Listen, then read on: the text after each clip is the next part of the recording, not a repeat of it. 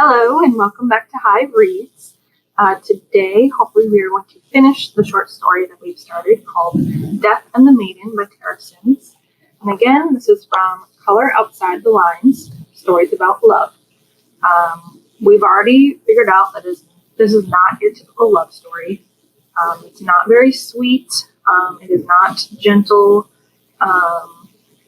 It's set in the underworld, for starters. And it is a love story between Hades, the god of the underworld, and Parvani, who has decided to travel to the underworld to try to avenge the death of her friend, Rania. We thought in the last section that maybe Parvani and Hades were maybe falling in love, or at least were attracted to each other. But Hades has told Parvani that she will not help her avenge her friend's death.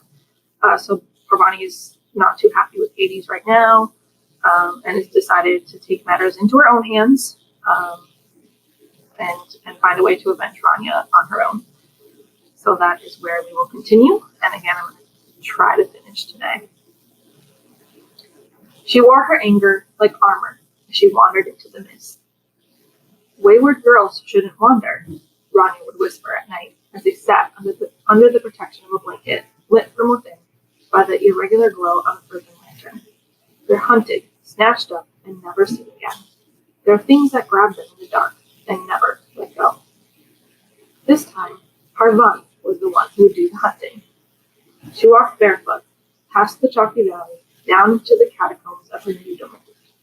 Strange that she should be considered queen of a place she hardly knew. Wayward girls were snatched up, even if they didn't want her. Hajan had an appetite for war, wine, and women. His son was no better. More girls than Rania had gone missing in the past year. Parvani liked to think they had escaped the city, rather than imagining the numerous other things that could have befallen them in a territory turned to decay. Parvani followed the sound of water. There were rustles in the shadows, under cave awnings, and between columns of overgrown crystal. Who else lived in the Netherworld? She tried to remember the stories. It was said to be not only the home of spirits, but some lesser gods as well. The bringer of night, and her children, dusk and dawn. The lord of memory, the maiden of songs. She wished she could remember her own gods, but Hajan had burned all the texts long ago, converting temples to armories and pleasure houses. Parvani found a river, the sluggish waters gray. A bend up ahead curved into an open space studded with barren ashy trees. The longer she walked beside the river, the heavier she felt, until some of the cold water splashed up onto her ankle. An unspeakable pressure grew beneath her breastbone.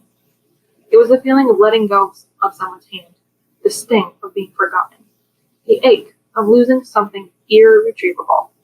Tears fell from her eyes, and they somehow seemed to roll toward the river, becoming part of its somber current. Get away from this place. She staggered as far from the water as she could, crossing a threshold of loamy rocks that rose into craggy hills. It was almost like exploring the terrain outside the city, but with no sun to warm her back.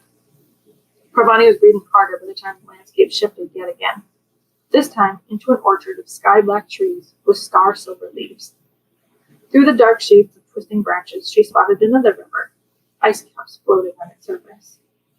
Parvani felt the gaze upon her and looked between the trunks for its source. Those three dark-skinned women were back, watching her in the orchard shadows. They didn't seem to mean her harm, but the gold on their bodies glittered like a threat. She edged away from them toward the river. Her throat was hot and tight, aching for water. Would it be safe to drink? This one didn't seem to be affecting her, filling her with that terrible sadness. Biting her lip, she sank to her knees on the bank. She skimmed her fingers through the current. No reaction. So she cupped her hand and brought the water to her lips. The water was cold and sweet and hazy in her mouth. She reached for another. Hands burst out of the water, skeletal and made of ice. They grabbed her by the arm, and before she could scream, pulled her into the river. The world turned to ice and darkness. Her lungs frosted over.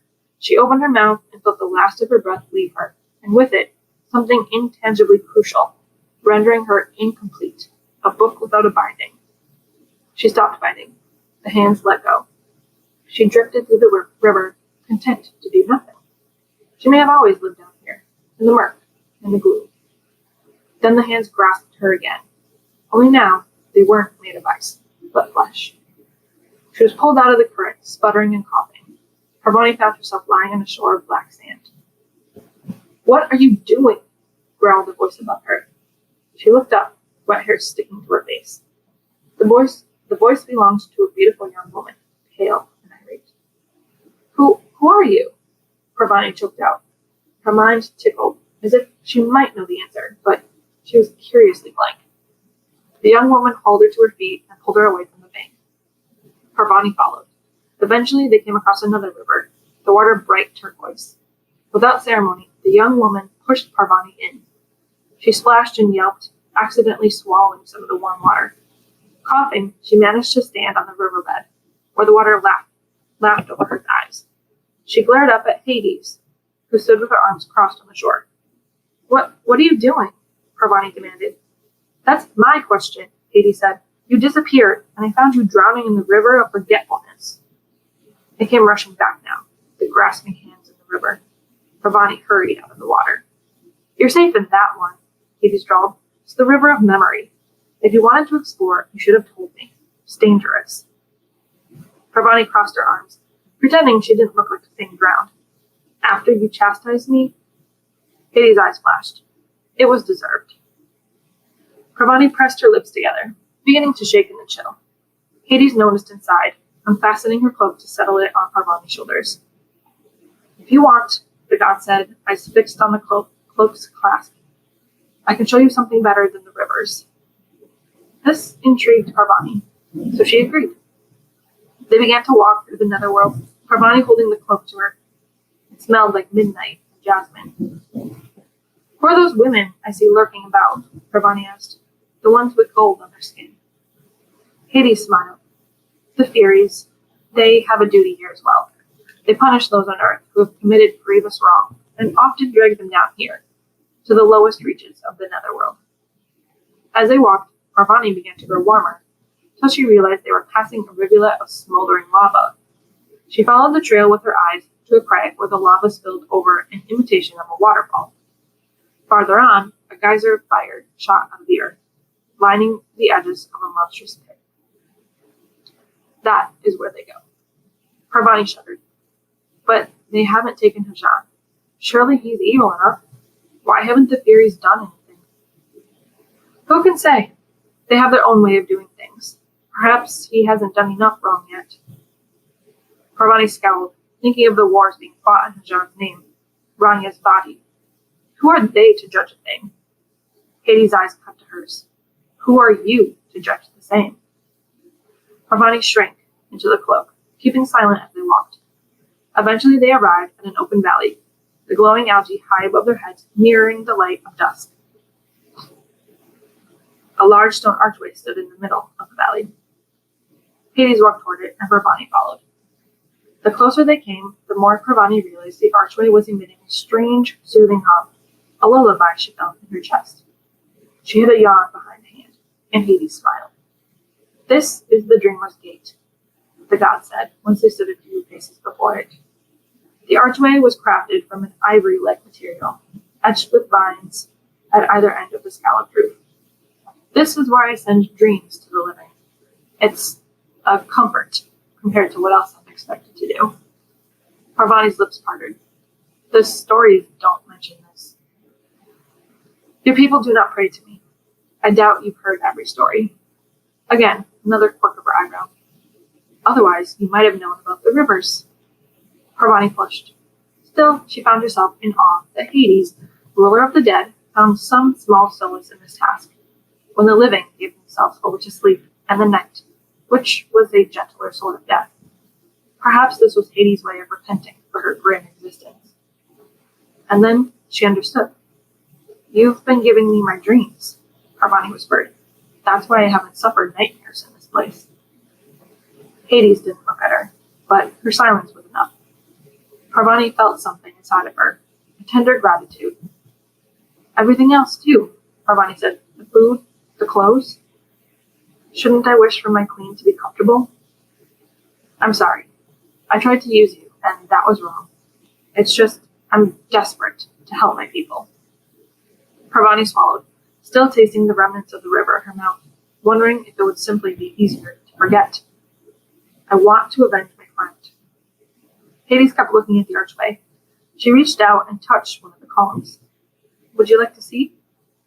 Parvani nodded. The empty space between the columns shimmered and worked. Parvani made a small sound of amazement as it cleared into an image of her city. The quaint downtown sectors and the markets highlighted with bright awnings. The sandstone palace, that by its beauty seemed to ignore the disease hidden within it. The image shimmered again, and Parvani took an involuntary step forward. Mother. She was there, asleep in bed, the lines at her eyes deep and cutting. Parvani brimmed with tears, which she furiously blinked back. Hades touched a pale fingertip to the center of her mother's brow. Then they were somehow inside an abstract space, a place of light and dark, shapes and sounds and color. Hades pressed her palm to the barrier of the archway, and the dream spun out of her like wool. Parvani and her mother walking hand in hand through the saffron fields, laughing as the wind tried to tease away her mother's scarf. Hades withdrew, watching her reaction. Parvani smiled. Thank you, she whispered. The god, looking a little flustered, simply nodded. On the way back to the palace, an idea tapped its finger on Parvani's shoulder. A sudden idea that made her stop in her tracks. I know what to do, she said, about Kajan. Hades waited, so Parvani took a deep breath. We can give him dreams. Bad dreams. Nightmares, the kind you can't shake off in the morning. The kind that haunt you throughout the day. And what would this accomplish? Hades asked. It would make his life difficult. I want to make him as miserable as he's made my people. It's not much, but it's something. Hades considered it. The silence that followed should have made her nervous, but Parvani had danced through enough summer storms to know what would come next. Is this what my queen desires? My queen. Parvani drew herself up to her full height. It is. After a moment, Hades put a hand to her chest and bowed. Then it shall be done. They began with small things, the knee-jerk fear of a spider on his hand, the breath-constricting choke of a snake around his neck. Parvani stood and watched as Hades wove the dreams into being, a maid at a loom, mixing nightmares as if mixing colors. The first few times, it was disconcerting to watch Vajan jerk out of the dreams, breathing hard and shaking his hands as if to dislodge the spiders, scratching his throat as if to throw off the snakes. He was a large man, with a graying mustache and the beginnings of a potbelly, an ex-soldier got to seed and corruption. It's not enough, Parvani said after a while. Hades looked at his sleek black brow, but suitably altered her creations. After that came more terrifying landscapes.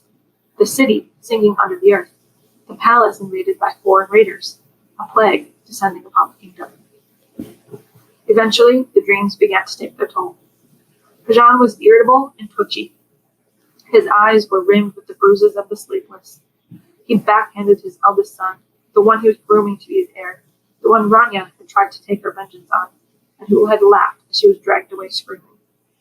Kajan was miserable. It wasn't quite the retribution Parvani had intended, but it was something, and she felt cruelly better.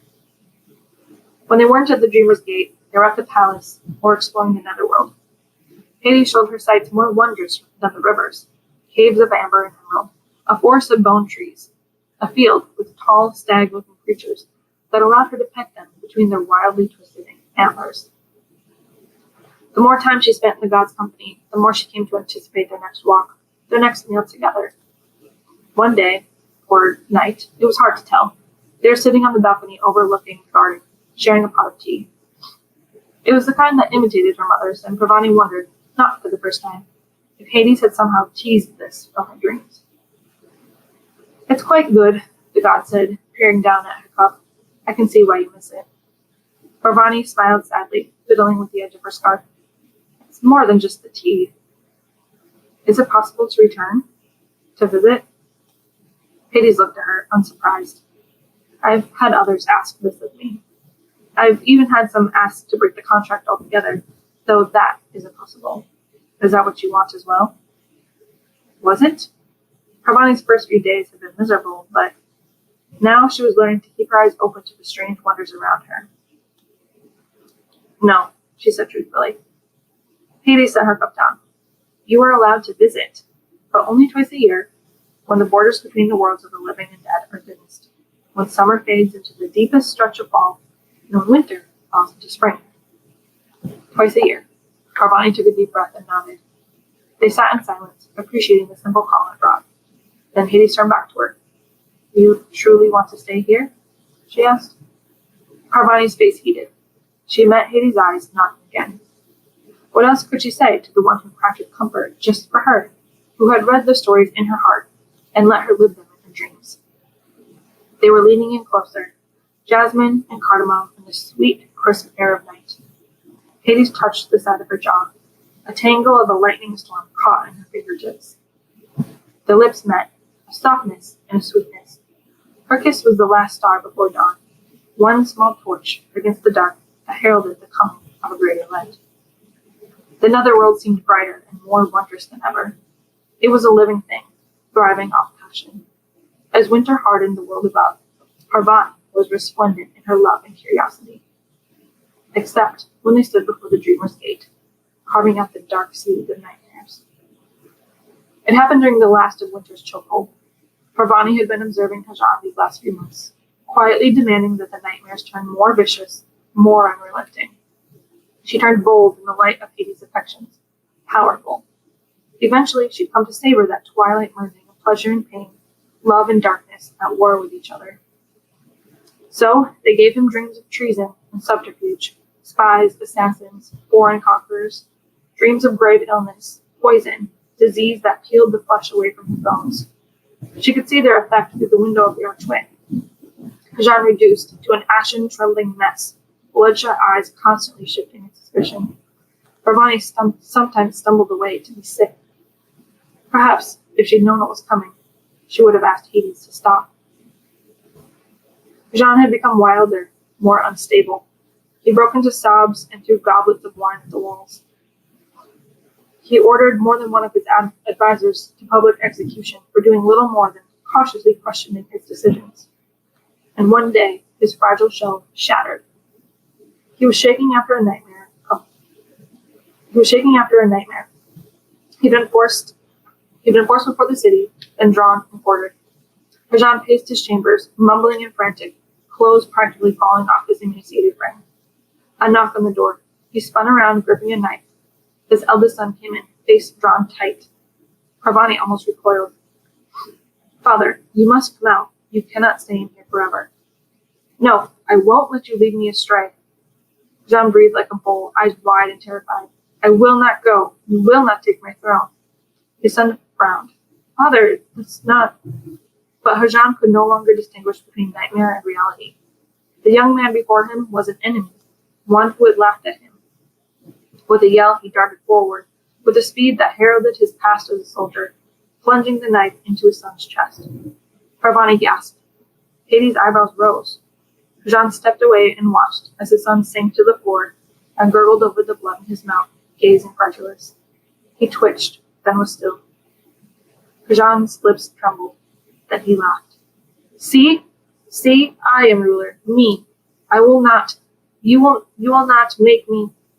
Shadows in the corner of the room grew darker. They coalesced into the forms of the three dark-skinned women, the gold on their skin gleaming like malevolent eyes. They walked on soundless feet, surrounding Kajan. Kajan looked between them. You cannot take me. The Furies closed in. They grabbed Kajan as he began to scream, his voice raising to a sharp, terrified pitch, as the shadows swirled and consumed them. All that was left was a flare of sparks and a scorch mark where he had stood. Parvani thought of that dark, fire-spewing pit and shuddered. She stepped away, pressing the heels of her hands to her eyes. There was a hesitant touch on her arm. It is what you wanted, Hades reminded her. Was it? She had wanted a solution, to rescue her people, to avenge Rania, the possibility of a brighter future. This is not solely your doing, Hades went on. He's responsible for his actions. The Furies knew that. They wouldn't have come for him otherwise. Parvani lowered her hands and met Hades' eyes. They were soft. I feel wicked, Parvani said softly. Hades smoothed back some of her hair, tucking it behind an ear. It's all right to feel wicked sometimes, so long as you don't remain so. Sometimes a field must burn before it grows wheat. Those words stayed with her for days as she wandered the Netherworld. Suddenly, it didn't look so beautiful, but that was because she felt so ugly inside, so poisoned with vengeance. It was no longer a pale word within her, but a stark, ragged scar. Rania, I'm sorry. Is this what you would have wanted? But Rania couldn't answer. Her soul was already in the furthest reaches of the Netherworld, where Parvani couldn't follow. She stood at the shore of the river of forgetfulness, debating whether or not to take a sip, to let herself be taken. But she never again wanted to feel the gray slush gripping her ankles, those skeletal hands of ice dragging her down to a silent place that wasn't meant for the living. It had been a world frozen over, without breath or thought or memory, a world without meaning. If she was going to be a part of this world, she wanted to give it meaning. She had burned the field. It was time to grow her wheat. As winter began to melt away, Parvani asked Hades a question. The god hesitated, then agreed, and accepted her kiss. Parvani wept at the feeling of sunlight on her body. She wept again at the sight of her city, full of voices and laughter and children. The gossip she heard in the crowds was that Hajan's second eldest son had taken the throne, a young man often teased for his love of poetry and astronomy. His first decree was to return funding to the temples, funding that had been redirected to his father's wars, which were now undergoing peace negotiations. Her mother wept when she saw her. Parvani felt as safe in her mother's arms as she had felt at Hades' side. With her mother stroking her hair, she told her what she had done, feeling again a guilty stab between her ribs. Her mother kissed her brow. Is it all right? Parvani asked later. What I've done? It was what you set out to do. At the reminder, shame flooded her again. But her mother continued to hold her, and she hoped, somewhere, that Rania's family now felt some measure of peace. Before she left, Parvani had asked Hades if she could help bring dreams to the living. Not nightmares, but sweeter things. The sort of dreams that made you sigh upon waking, that made your heart beat calm and steady. Sometimes a field must burn to grow wheat. This would be her way to atone. Her mother combed fingers through her hair as Parvani told her this. And will this make you happy? Parvani glanced at the empty mango tree behind her house. Yes. Her mother smiled, and her eyes were shining. Then you know what to do. They spoke of gods as immortal, eternal, a strength to be feared. What then would they say of the goddess who walked barefoot into death, bearing her skin to grief and mortality? What stories would they tell of the girl who repeatedly lived and died and lived again? A phantom, traveling between worlds, the pale horizon between spring and winter. She was neither warm nor cold, alive nor dead. She was the queen of death and dreams and memory, and she was coming home. The end. Thank you for listening. I hope you enjoyed this story called Death and the Maiden. So there was a happy ending. It was actually a love story, but definitely one that is a bit more haunting. So again, I hope you enjoyed and stay tuned for more. All right. Thanks. Bye.